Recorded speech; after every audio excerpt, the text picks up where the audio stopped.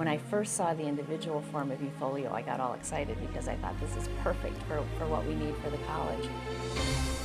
Our main interest was both, and it's something to be available for faculty and students, but more especially, we had just joined the Academic Quality Improvement Program of the Higher Learning Commission, and we had determined pretty much straight away that the only way we would do our systems portfolio required for the program would be online in a portfolio format.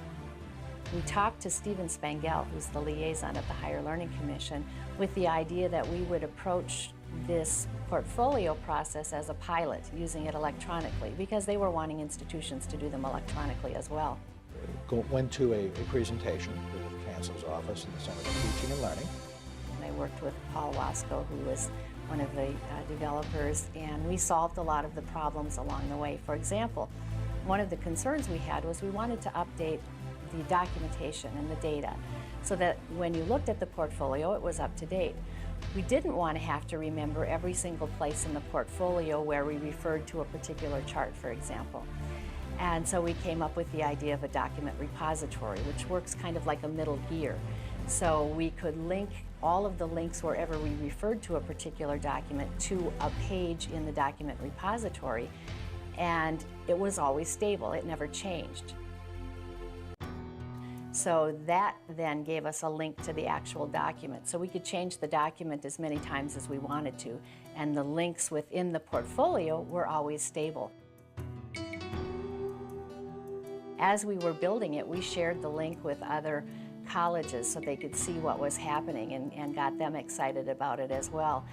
We finished our portfolio and submitted it to the Higher Learning Commission in the spring of 2006. And that was the first one to be submitted completely electronically in a web-based document. I believe the Higher Learning Commission, the first several completely web-based portfolio submissions they have had have all been from Minnesota State colleges and universities, and two of them have been from Metropolitan State University. Shortly after we submitted ours, Metropolitan State University, for instance, did their portfolio using eFolio and submitted it as well.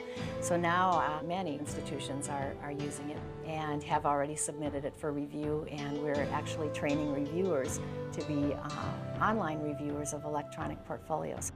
We also used eFolio for our Higher Learning Commission change request when we asked for a change in our accreditation to permit online learning throughout the university.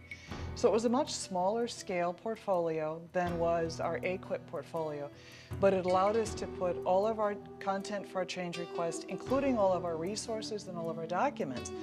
And so we didn't have to have this huge hard copy print resource room when our accreditors or reviewers came in. When they came in and wanted us to have a resource-ready room for them at the hotel on a Sunday, and we weren't open on that Sunday, we took them a box that was paper clips and stapler and papers and a couple of hard copy folders and said, here, this is your resource room.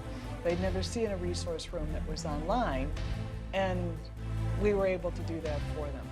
For one of our reviewers, who at the last minute wound up going on a trip to Turkey about 2-3 weeks before the visit, it meant that he could take the resource room with him on a CD rather than taking huge quantities of paper that are normally required for the review of a peer reviewer. We were able to give it to him actually in final draft stage, something we would not have been willing to do in the paper process. It proved very workable for him, even from Turkey, for the review of the document. So it's very exciting, and the other colleges could readily see the advantages of this over a paper portfolio.